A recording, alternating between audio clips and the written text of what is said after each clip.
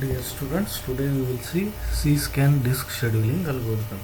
C stands for circular, that means circular scan disk scheduling algorithm.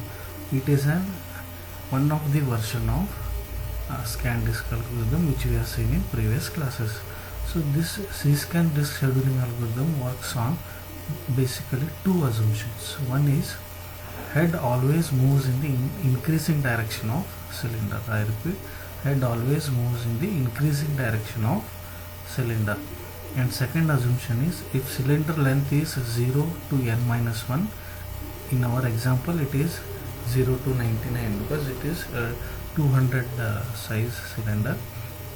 So 0 to n minus 1, then after reaching n minus 1, head comes back to 0 again, and from there it starts the reading or writing process. I repeat,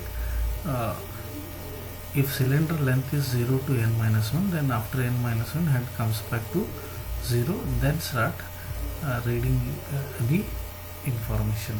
So to better understand how exactly this C-scan scheduling algorithm works, let us go through an example which will help us to understand in a better way. So I have here a FIFO queue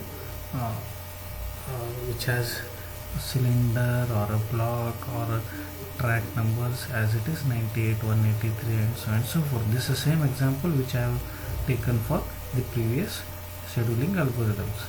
Now next, the head pointer is at 53 presently. So head pointer is at 53 presently. Now let us concentrate on this particular diagram which will help us to understand C-scan disk scheduling algorithm, how exactly it works. So it starts from 53, goes to 65 and 67 and so on and so forth. The question here is, why not from 53 to 37, 14, 0, then move forward? The reason is the first assumption that it says head always moves in increasing direction. That's why it is from 53 it moves to 65, then 67, then 98, then 122, then 124, then 183, and it has moved to 199. Why 199? The second assumption that always in C-scan disk scheduling algorithm, a head arm will always reach end of the particular disk and then comes back. So highest point in our example is 199 and lowest point is 0, that is 0 to 199 ranging. So when it comes to 183 it goes to 199 and from there it comes back to 0, and from there it resumes again reading or writing, that is 14, then 37. I repeat, from 53 in increasing order it comes down and reaches 183, and 183 to 199 it goes, and from 199, that is from last point, end point, it comes back to 0, and from 0 it starts or resumes the reading or writing, that is 14 first and then the 37. So one point to be noted here is this transition from 199 to 0 will not be considered in our total head movement, because when it comes back from 199 to 0, that is this transition doesn't read or write anything in between. See, you can see while coming from 199 to 0 it might have read 37 and 14 as well as completed, but it is not the case.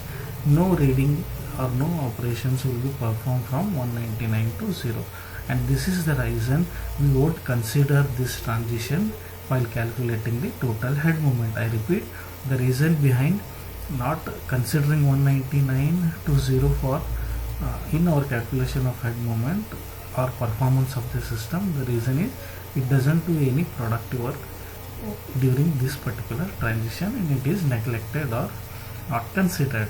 Okay, then from 0 it again resumes 14, then 37.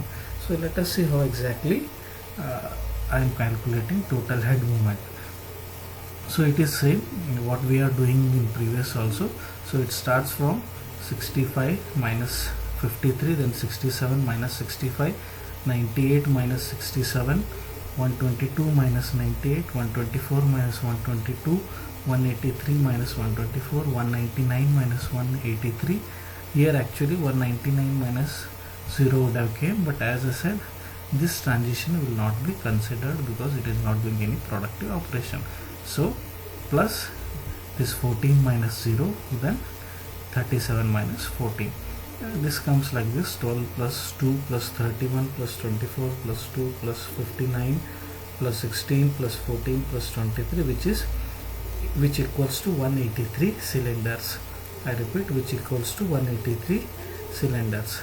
When compared with the same example with a different algorithm, that is my FCFS, SSTF and ScanDisk scheduling algorithm, till now this is giving us the better results with respect to total head movement at present. We will see in coming classes the other scheduling algorithms, then we will decide which one is best. Hope you understood the concept of CScan disk scheduling algorithm. Thank you very much for watching.